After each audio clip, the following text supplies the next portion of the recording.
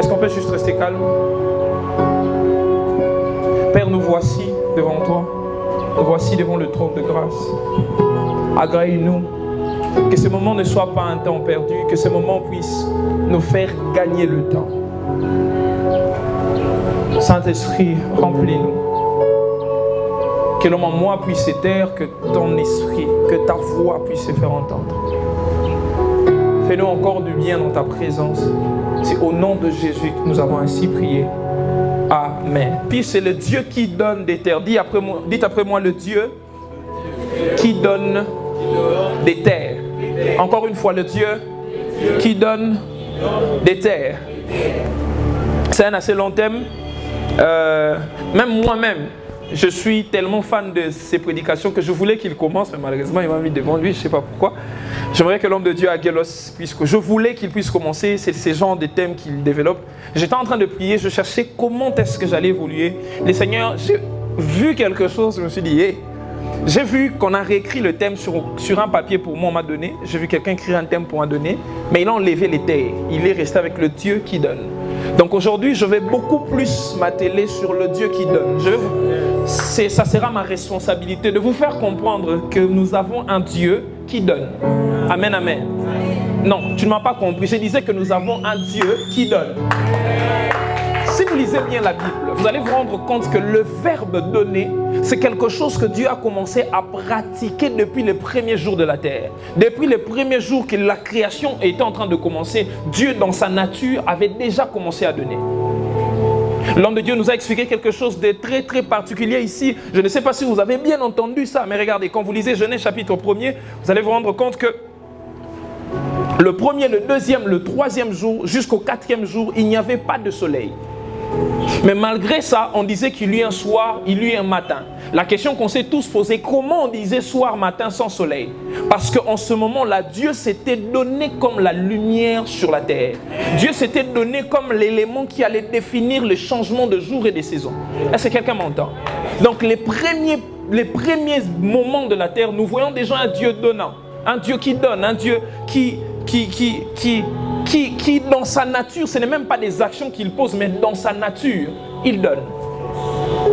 Et aujourd'hui, c'est sur ces petits thèmes-là que nous allons évoluer. Le Dieu qui donne. Je n'aimerais pas aller sur le verbe donner. Je sais que vous savez ce que ça veut dire donner.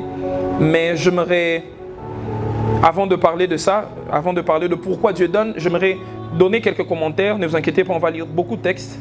J'aimerais donner quelques commentaires et nous allons décoller ensemble. Amen.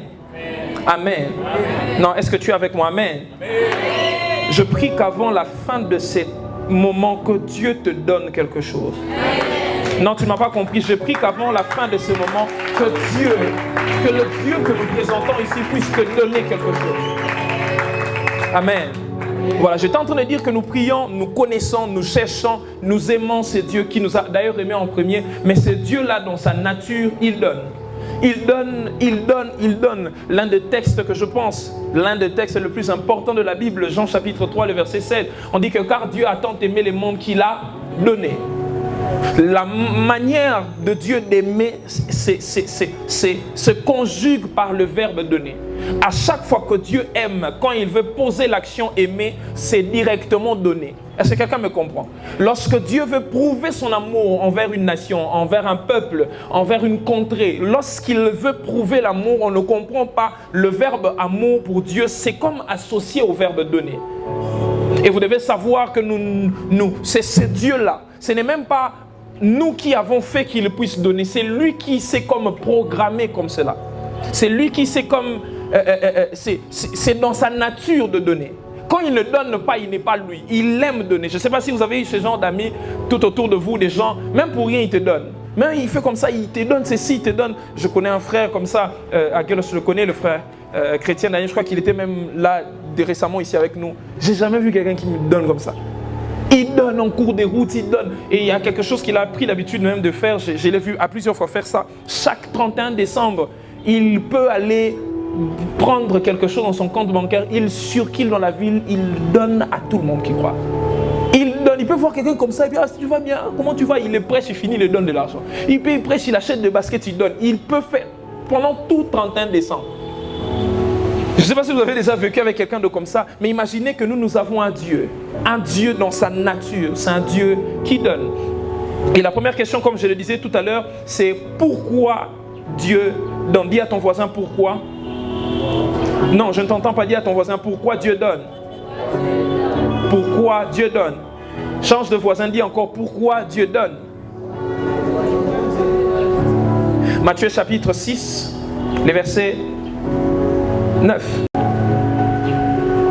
Je préfère que nous puissions lire Matthieu chapitre 6, le verset 9 jusqu'au verset 11. Amen. Nous lisons au nom de Jésus. Voici donc comment vous devez prier. Notre Père qui est aux cieux, que ton nom soit sanctifié, que ton règne vienne, que ta volonté soit faite sur la terre comme au ciel. Donne-nous aujourd'hui notre pain quotidien. Amen. On peut se rasseoir. La première question qui nous a été posée, c'est pourquoi Dieu donne? Pourquoi Dieu donne? Dieu donne, comme nous venons de le lire, Dieu donne parce qu'il est notre Père. Dis à ton voisin que Dieu donne parce qu'il est notre Père. Non, change de façon, dis Dieu me donne parce qu'il est mon Père. Donc je voulais juste te faire comprendre que c'est légitime pour toi de recevoir de la part de Dieu parce qu'il est ton Père. Que personne ne vienne t'intimider, que personne ne vienne embrouiller, te mettre dans une forme de religiosité qui t'empêche de comprendre Dieu dans sa nature de Père. Est-ce que quelqu'un me comprend? Si tu ne comprends pas ça, tu risques de vivre une chrétienté dans la souffrance. L'homme de Dieu me racontait une histoire de quelqu'un qui l'avait parlé de comment il voulait plaire à Dieu, comment il faisait des choses. Quand j'entendais ça, j'étais dépassé. Je me suis dit, vous savez, ne pas connaître Dieu nous fait passer beaucoup de temps dans des plaintes que dans des célébrations. Lorsque tu ne comprends pas Dieu dans sa nature, tu ne sauras pas bénéficier pleinement de qui il est. Je vais donner une illustration. Imaginez comme si cette parcelle, c'est votre parcelle. Mais depuis que tu es né, jusqu'à présent, tu ne sais pas que c'est votre parcelle. Donc ce qui va se passer, c'est que tu vas l'utiliser comme un locataire que comme un propriétaire. Pourquoi? Parce que tu ne sais pas que ceci t'appartient. Et c'est la même chose que nous vivons avec Dieu. À chaque fois que nous nous approchons de Dieu sans connaître qu'il est notre Père, au Seigneur Nassoni. Est-ce que je peux dire quelque chose? Quand vous lisez le texte de Matthieu 6, là où nous venons de lire tout à l'heure, le verset 11 dit « Donne-nous aujourd'hui notre pain quotidien. » Donne-nous, on demande, parce que la prière est en train de continuer, parce qu'il s'agissait du Père qu'on est en train de parler. On lui demande de nous donner notre pain quotidien, quelque chose de nécessaire, un besoin primordial pour nous. Mais vous allez vous rendre compte que juste après, le verset 12 dit « Pardonne-nous nos offenses. » Ainsi de suite. Vous allez vous rendre compte que, regardez. La religion nous a dit ceci. Avant de demander des choses à Dieu, il faut d'abord demander pardon. Mais ici, c'est Christ qui enseigne la prière, dit que vous avez le droit de demander n'importe quoi avant d'arranger un peu dans la relation. Pourquoi? Parce qu'il venait d'instaurer quelque chose de fort. Nous n'avions plus un Dieu, nous avions un Père. S'il s'agissait de Dieu, c'est normal que tu ne t'approches pas n'importe comment. Vous savez, quand tu vis avec un père, une mère et tout ça, elle peut être fâchée contre toi. Tu peux avoir fait quelque chose de compliqué. Elle est très en colère, elle veut vraiment pas, non, toi vraiment. Mais crois-moi, il y a quelque chose en elle ou en lui qui fera en sorte qu'il puisse faire quelque chose chez toi sans que tu le demandes, même s'il est en colère. Pourquoi? Parce qu'il se sent responsable de toi. Parce qu'il se sent responsable de toi. Dieu nous donne parce qu'il est Père. Les hommes de Dieu viendront continuer en parlant des terres, ils vont exceptionnellement expliquer ces choses. Mais moi, j'aimerais que vous puissiez comprendre le pourquoi Dieu nous donne. Pourquoi nous faisons ces 3 jours en disant qu'un Dieu qui donne des terres. Vous devez comprendre, c'est ça le mot-clé, le verbe qui définit tout ceci, c'est le verbe donner. Parce que je le crois fermement, après ces 3 jours, Dieu sera en train de donner à quelqu'un quelque chose. Non, tu as raté l'opportunité de dire Amen. Dieu sera en train de te donner quelque chose. Et tu devras comprendre qui il est pour toi. Si tu ne comprends pas cela, je te dis, tu vas prier, tu vas jeûner. Il y a quelque chose en toi qui va t'empêcher de recevoir de la part de Dieu.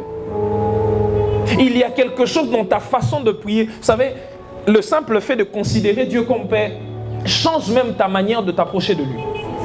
Quand tu ne comprends pas, vous savez, généralement, ça nous est arrivé à nous-mêmes, mais j'allais dire à force, non.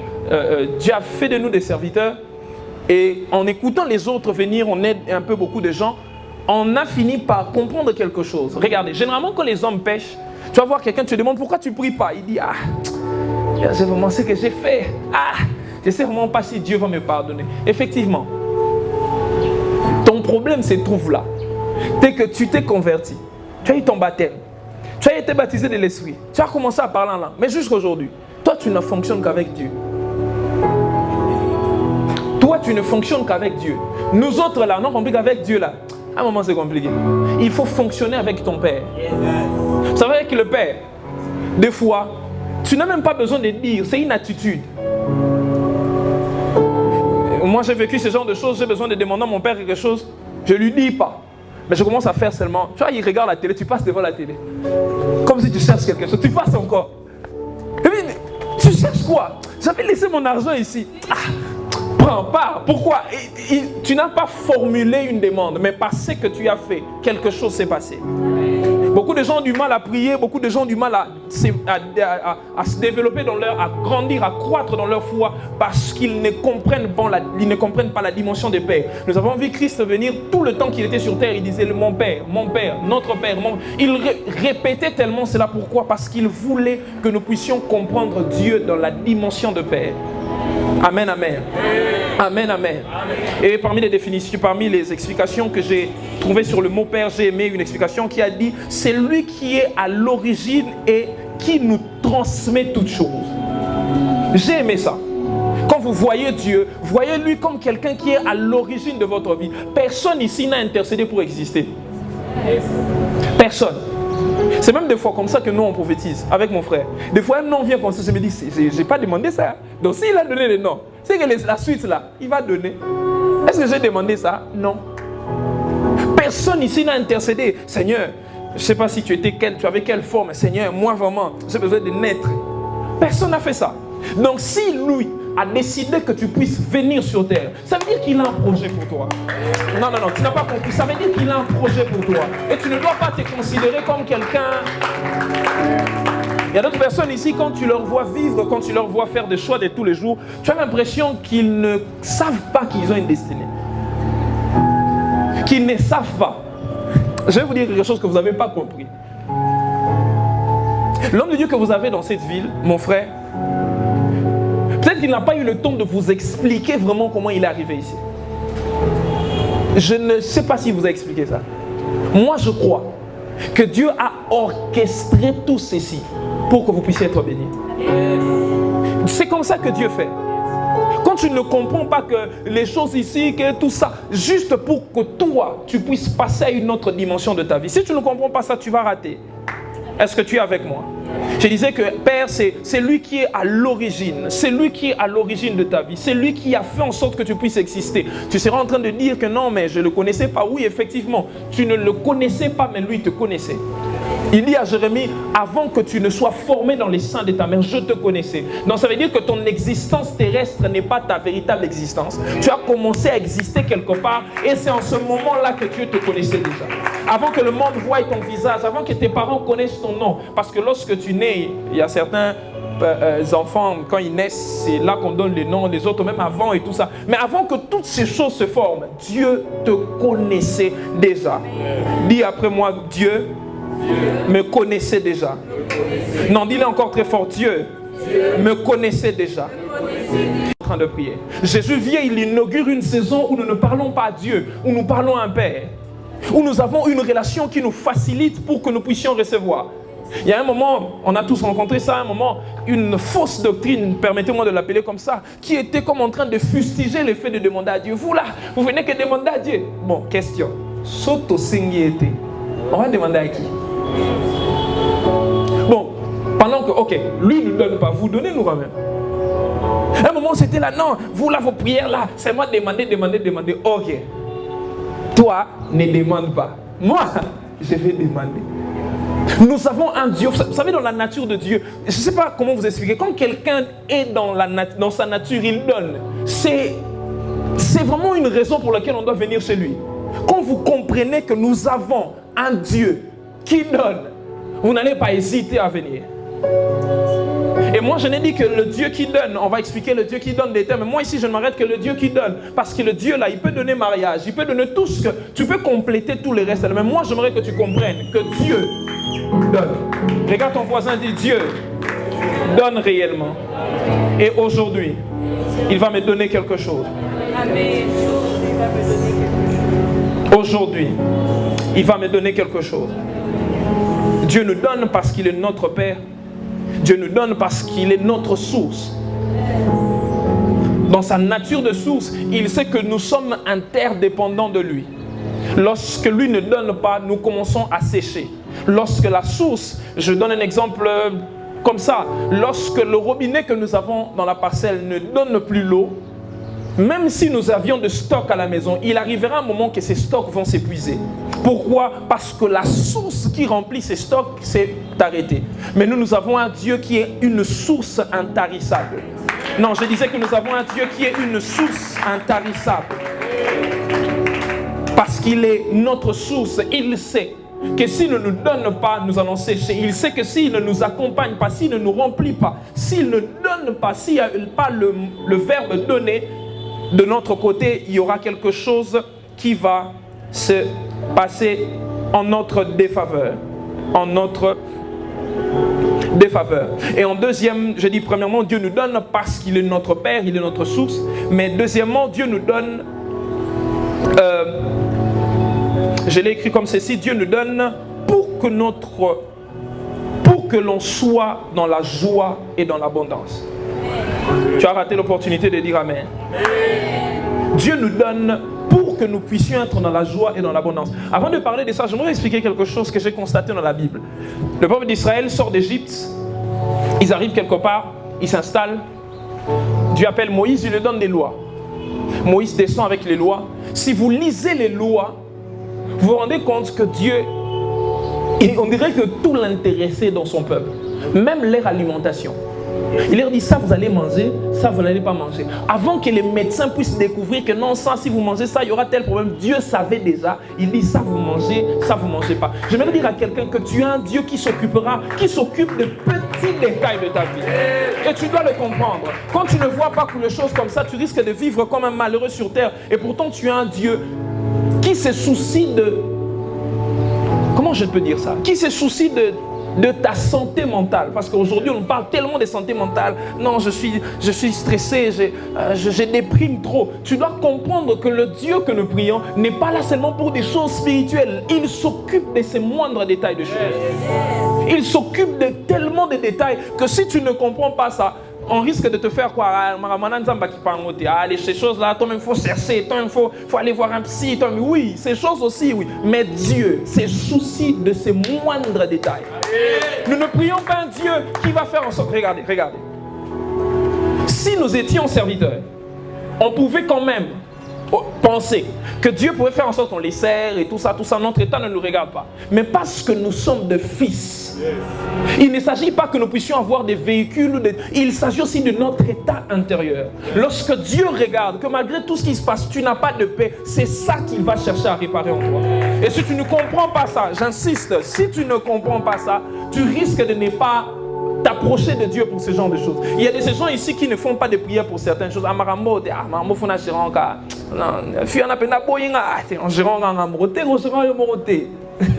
Parle à Dieu. Il ne faut pas gérer les choses seul. Il ne faut pas penser que non. En fait, il ne faut pas penser qu'on ennuie Dieu avec des sujets. Il ne faut pas penser, les sujets là, j'avais moins dit. Vous savez, c'est un petit témoignage. Étant qu'élève et tout ça, c'est intelligent. En tout cas, tout le monde qui étudie avec moi le sait. Mais il y a quelque chose que je n'arrivais pas à croire. Le jour où j'ai dit ça, même mes frères étaient étonnés. C'est des choses qui se passent. En fait, je n'arrivais pas à croire que je pouvais avoir un diplôme. Bon, en fait, j'étudiais seulement, mais je ne sais pas si vous comprenez. Je n'arrivais vraiment pas à croire. 15 jours aussi, bon, tu as rappelé pour deux. Je me disais, bon, c'est seulement. Donc, j'ai vécu mes études comme le jour. Donc, à chaque jour, je n'arrivais pas à me projeter pour me voir de l'autre côté. Quand je suis arrivé à l'université, j'avais les mêmes problèmes. Je n'arrivais pas à me voir, si j'ai une licence. En fait, je n'arrivais pas à voir ça. Il y a plusieurs personnes ici, ils n'arrivent même pas à se voir mariés. En fait, quand ils cherchent l'image du mariage, ils ne voient rien. Quand il cherche l'image, par exemple, d'avoir une grande parcelle comme ceci, maintenant sa maison c'est là-bas, avant d'entrer, il faut qu'on puisse mettre un petit véhicule ici qui va t'accorder. Quand tu lui dis ça, tu lui dis, tu as vu quoi? Rien. Il n'arrive pas. Je vous dis vrai. Là. Quelqu'un nous a dit, c'est que tu ne sais pas voir, tu ne sais pas la voir. C'est que tu ne sais pas. Moi, en fait, il y a quelque chose, à un moment, mon ami m'a beaucoup aidé à certaines choses. Des fois, il me dit des choses, des fois, je l'entends pousser, je me dis, c'est compliqué, Viboué. Pourquoi je me battais comme ça? Pourquoi? Parce que je n'arrivais pas à croire que le Dieu que je priais, à qui j'ai donné ma jeunesse, je cherchais, pouvait s'occuper de moindres détails. Jusqu'à ce qu'un jour, Dieu m'a fait constater quelque chose, c'est aussi un témoignage que je partage.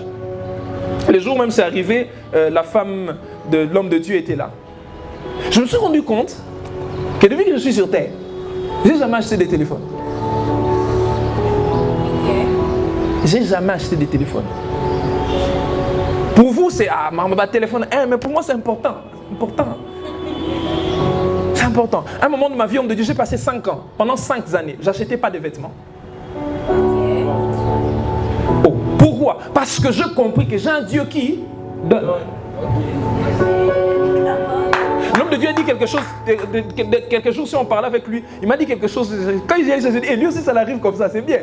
Vous savez, il y a de ce moment où Dieu répond à la prière, il y a de ce moment où Dieu répond à tes pensées. Tu penses seulement, non ça n'est pas marche, non là t'as n'est. Tu as juste, tu t'es posé comme une question de comment je veux faire ça. Dieu donne le pourquoi, il donne le comment, il te donne une solution. J'étais chez moi à la maison, dans ma famille, on était en train de manger, tout ça. J'avais le mauvais téléphone de la maison. Mon téléphone était tellement cassé, tout le monde s'est moqué de moi. Toi avec les téléphones, tout ça. J'ai dit bon, je pense que Dieu, on était en train de manger, j'ai dit je pense que cette fois-ci, Dieu doit me donner tel téléphone de telle marque. Ils ont fait, tu as la foi. J'ai dit évidemment. Et le jour où Dieu m'a donné ça, c'était étrange. Un jeune frère est venu. Et au nom de Dieu, j'ai besoin de vous voir et tout ça. J'ai quelque chose à vous remettre. J'ai dit, il est venu m'a montrer le téléphone. J'ai dit, notre éthique oblige. Je le faisais ça pendant 1 semaine. Je le fouillais. Un jour, on a fini une réunion. À 22h, on est sorti. Je l'ai vu en train de m'attendre à l'extérieur. Je me suis dit, il est venu, non, homme de Dieu, moi j'ai l'impression que vous voulez vraiment pas, que vous voulez chercher des points avec Dieu. Il a déposé le téléphone par terre, il est parti. J'ai dit, c'est la femme, et elle a ramassé, elle a dit, j'ai dit, je ne connais même pas ces frères ici. Et quand je le cherche après pour demander qu'est-ce qui s'est passé, il a dit que non, je suis allé acheter un téléphone. J'ai acheté le téléphone. Dès que je suis sorti du magasin, pour la première fois de ma vie, j'ai entendu la voix que vous appelez la voix de Dieu, là, me dire clairement, tu vois ce que tu as acheté ici, c'est pas pour toi, c'est pour ces messieurs-là. Elle dit, j'ai fait rien. Je suis allé à la maison avec. Habillé dans la nuit, quelqu'un m'a réveillé. Réveille-toi. Ce que tu as là, c'est pas pour toi, c'est pour. Je dis, je prie que Dieu puisse déranger quelqu'un qui a quelque chose qui t'appartient. Non, je disais que je prie que Dieu puisse réveiller la mémoire de quelqu'un afin de te faire du bien en cette semaine. Le Dieu qui donne. Dieu aime quand on est dans la joie. Quand tu as un esprit, quand tu as un esprit abattu, Dieu n'aime pas ça. Dieu n'est pas en paix, il n'aime pas voir que tu le sers, tu le crains, tout ça, mais que tu puisses vivre dans l'angoisse. Il te donnera pour que cette situation, pour que cette façon d'être dans ton cœur puisse te quitter. Jean chapitre 16, le verset 24.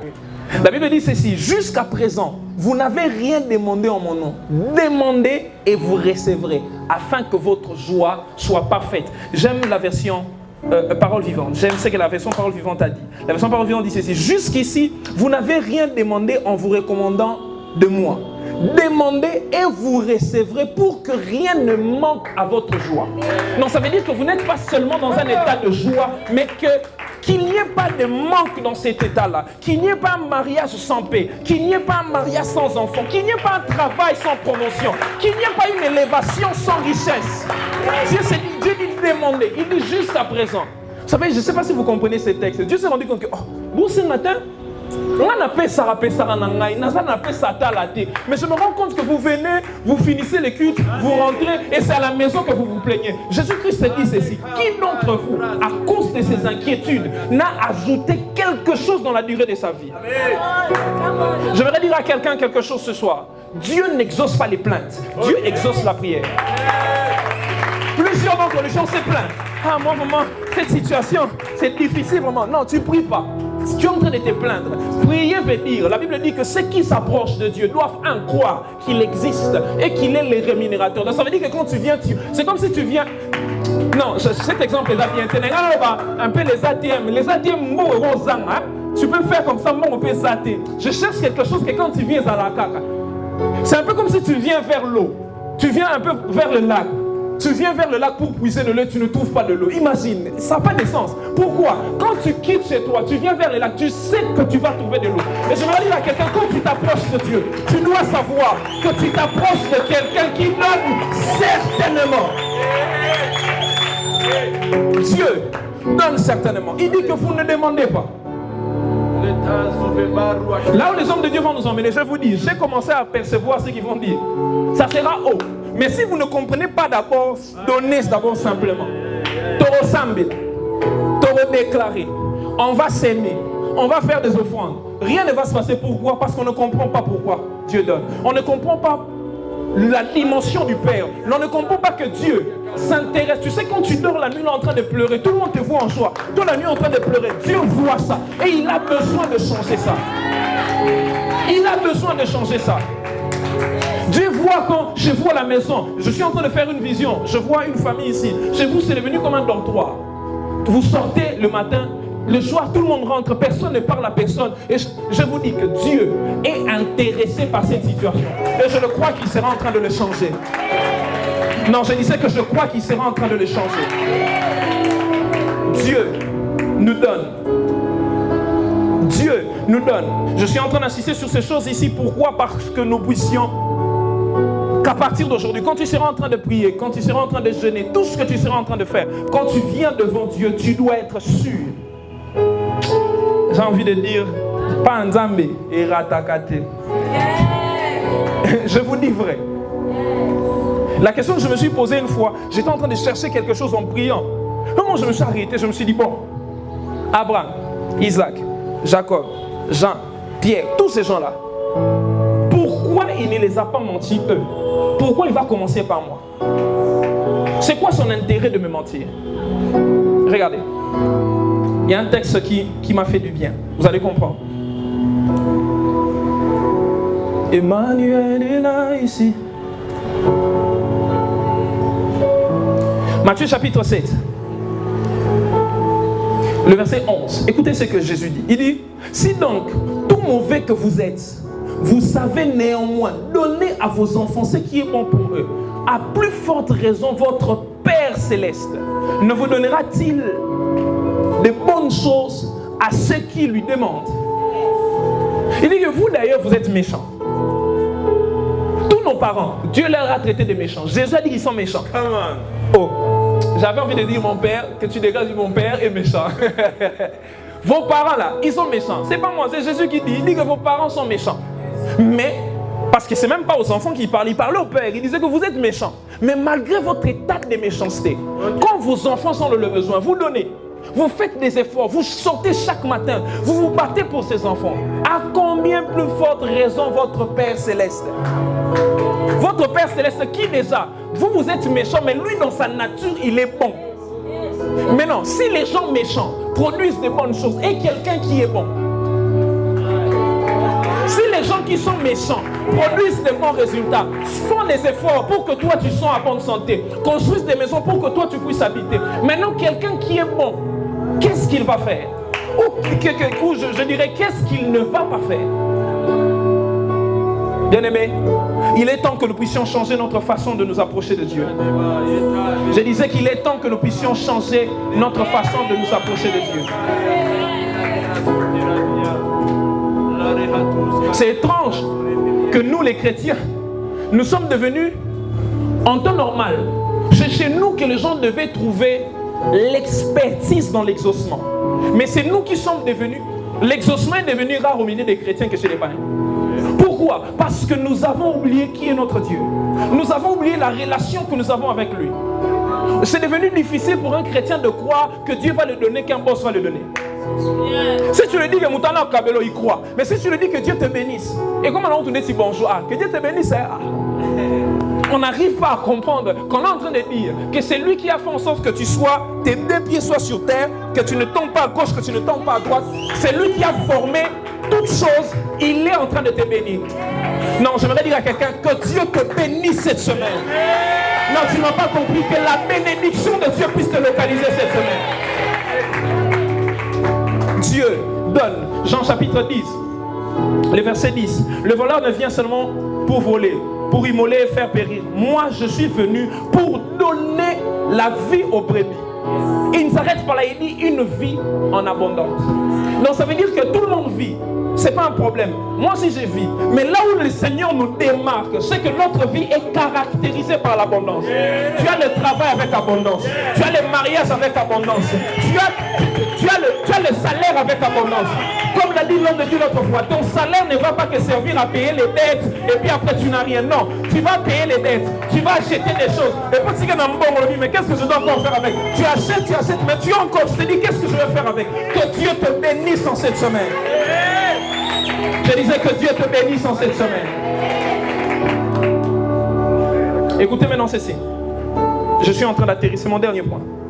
Comment Dieu donne? Comment Dieu donne? Vous savez, ce point ici, c'est... Normalement, ma prédication a commencé ici. Mais faute de temps, je vais laisser mes frères faire le travail. Comment Dieu donne? Vous savez, il n'y a pas plus difficile que de vivre quelque chose sans en être conscient. Il n'y a pas plus tragique que d'entrer dans une saison sans savoir que tu entres dans la saison. Il n'y a pas plus tragique que le sujet de tes prières est juste à côté de toi sans que tu ne te rendes compte. Jésus sort de Jérusalem, il regarde, il se dit, ah malheur. Malheur. Ils n'ont pas reconnu l'heure de leur visitation. Attendez, Jésus. Est-ce que l'heure de la visitation avait commencé? L'heure de la visitation avait commencé quand lui il est entré dans la vie. J'aimerais dire à quelqu'un ceci. Si juste aujourd'hui, la vie que tu avais avant, tu faisais comme tu faisais, tous tes jeudis tu ne les passais même pas ici. Les samedis tu étais avec tes amis quelque part. Mais depuis un certain moment dans ton histoire, Dieu a introduit un groupe de gens. Dieu a introduit un serviteur. Dieu t'a introduit dans un environnement. Si tu ne comprends pas que la manière de Dieu de donner c'est celle-là, tu passes à côté. Oh, regardez, baisse un peu. Regardez ce que nous on fait. Nous quand on prie, j'aimerais que quelqu'un essaie de s'imaginer sa dernière prière ou demander à Dieu quelque chose. Question, quand tu pries, tu demandes à Dieu de te donner l'argent. Par exemple. Ah, toi tu pries pas pour ça, tu es spirituel. Moi je prie pour ça. C'est un bon. Avec l'homme de Dieu, on se dit des choses qu'on pense. Il faut l'argent. On ne peut pas faire ça comme ça, sinon c'est ça bien été. Pour Dieu, on doit dépenser. Maintenant la question, quand tu pries, tu dis Seigneur, donne-moi l'argent. À ton avis, il fera quoi? Vous voyez là, on est bloqué. C'est exactement là. Quand tu pries, Seigneur, donne-moi. Je vous ai parlé tout à l'heure que tu dois voir pour avoir. Maintenant, quand tu pries, Seigneur, donne-moi l'argent. Qu'est-ce que tu vois pour avoir? On va prier pour les terres. Dieu va nous donner des terres. Question, comment il va nous donner des terres? Moi, il y en a tout, non? Obé, tu as calculé que non? En 2024, 2029, 2030. Je pense que je serai déjà... Peut-être mon mari va peut-être avoir de l'argent. Hein? Seconde question, de 2024, si 4 ans, on a tous 5 ans, tu feras quoi? La difficulté, elle est exactement à cet endroit. Nous prions, nous gênons, nous allons même en retraite, sans pour autant savoir comment Dieu donne. Parce que le comment est lié au quand. Quand tu ne comprends pas le comment, le quand va passer comme ça. Quand tu comprends le comment, tu seras comme Abraham, assis sur les chaînes des Mamré, en train de voir 3 hommes passer. Personne ne lui a dit que c'est des hommes importants. Il s'est juste élevé, non, vous ne pouvez pas passer comme ça. Il y a des gens dans la vie qui ne laissent pas passer. Il avait reçu la promesse, n'est-ce pas? Oh, il avait reçu la promesse, n'est-ce pas? Le Dieu qui a fait la promesse, pourquoi il n'a pas exécuté la promesse? Dieu voulait l'enseigner une leçon. Tu peux être porteur d'une promesse, mais tu dois savoir reconnaître le comment de ma manière d'agir. Tu dois savoir... Je vais vous dire quelque chose. À chaque fois que Dieu agit avec nous, Dieu, dans tout ce qu'il fait, il est un bon pédagogue. Il ne fait pas de choses pour nous ramener vers des basses choses. Lorsque Dieu veut agir dans ta vie, il va se rassurer. Pourquoi? Parce que l'objectif, la finalité, c'est de faire de toi une source. Mais pour que tu sois la meilleure source, c'est que tu dois comprendre comment fonctionnent les mécanismes. Moi et votre berger ici, on a prié, on a pleuré, on a jeûné, on nous a trahis, on nous a accusés. On est tellement passé par des choses que quand tu viens, tu pleures. Ma vie, là, autant tu te plais toute ta vie. Nous autres ici, tu es intelligent, tu as fait 5 ans. C'est rien. Le jour où tu commences, un de tes amis sont licenciés. Maintenant, c'était toi l'air premier de la classe. Imagine, est-ce que il m'avait traumatisé. Il est venu, non mon cher, tu vois, tu dois être sérieux dans la vie. Je le regarde, je disais, lui est en train de me dire que moi je dois être sérieux.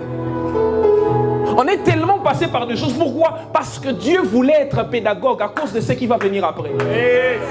Si tu ne comprends pas que le comment est lié au quand, tu vas passer à côté. Personne n'a dit à Abraham que il pouvait leur laisser passer. Je vous dis, s'il avait laissé passer, il allait encore attendre longtemps. Je vous dis, vous attendez quoi? Que nous puissions construire, acheter une parcelle comme ça, construire un méga church pour que vous soyez devenus ouvriers. Pour ceci, ça ouvrier dans 3 ans. Une année d'affermissement, une année de stage, une année d'évangélisation. On est des services maintenant, vous attendez. Pourquoi? Tu n'es pas en train de reconnaître que ta visitation, elle est juste là.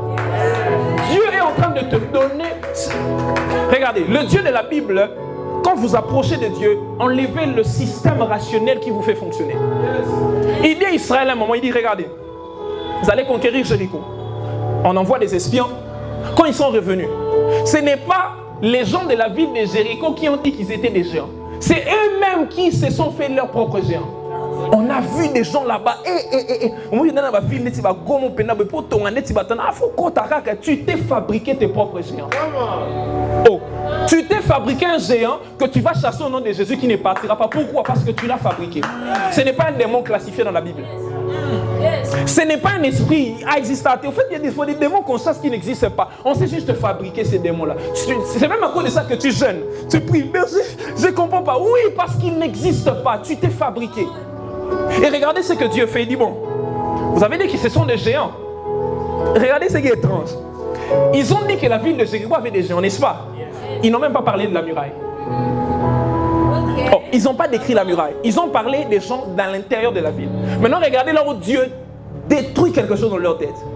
La question que je me pose, qu'est-ce qui s'est passé après que la muraille est tombée? Les géants ont disparu? Non.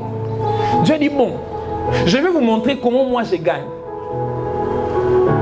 Je vais changer la terreur va changer des camps. Ça ne va pas être chez vous, ça va être chez eux. Parce que les gens de la ville ne se considéraient pas géants. Pourquoi? Parce que pour eux, les géants, c'était leur muraille. Et Dieu s'est rassuré de détruire leurs géants à eux. Et les gens de l'extérieur étaient devenus plus grands que ceux qui étaient à l'intérieur. Lorsque tu pries, lorsque tu viens vers Dieu, lorsque tu cherches Dieu pour qu'il puisse te donner quelque chose, arrête d'utiliser ses yeux. Utilise les yeux de la foi. Mon frère m'a dit quelque chose d'exceptionnel que je n'oublierai plus jamais dans ma vie. Il m'a rappelé ça.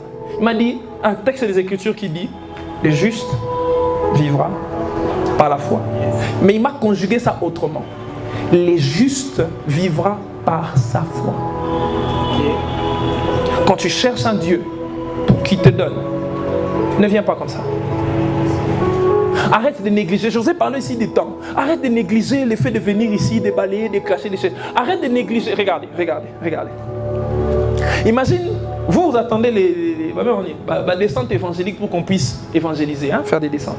Mais imagine un jour seulement tu t'élèves comme ça, tu évangélises quelqu'un. Toi, tu ne sais pas. Tu sais pas, tu as seulement pensé que quelqu'un commence à aimer Dieu, sa vie a changé, tout ça. Toi, tu ne sais pas que tu viens de déclencher quelque chose dans ta propre vie. En réalité, quand Dieu nous demande de faire des choses, ce n'est pas pour lui, il est déjà Dieu. Et c'est même une phrase que j'ai entendue de lui. La terre n'a pas besoin de la sémence. C'est la sémence qui a besoin de la terre. Oh, ceux qui sémence à bout de grand, en côte en terre, pas de problème. Moi, je reste grand, je suis déjà grand. Toi, pour devenir grand, tu as besoin de moi. Dieu. Vous savez que Dieu a seulement besoin de nous. Vous allez être choqués quand les enfants de 6 ans, de 12 ans vont commencer à prophétiser dans cette vie. Jusqu'au temps, la bande Kalawana, tu étais là, au lieu d'apprendre, Kara a déjà commencé à agir. Lorsqu'il est en train d'envoyer ces hommes, il envoie ce genre de programme. Il veut que tu comprennes qu'il a déjà commencé à donner. J'ai oublié la référence, a dit, il envoya sa parole et sa parole est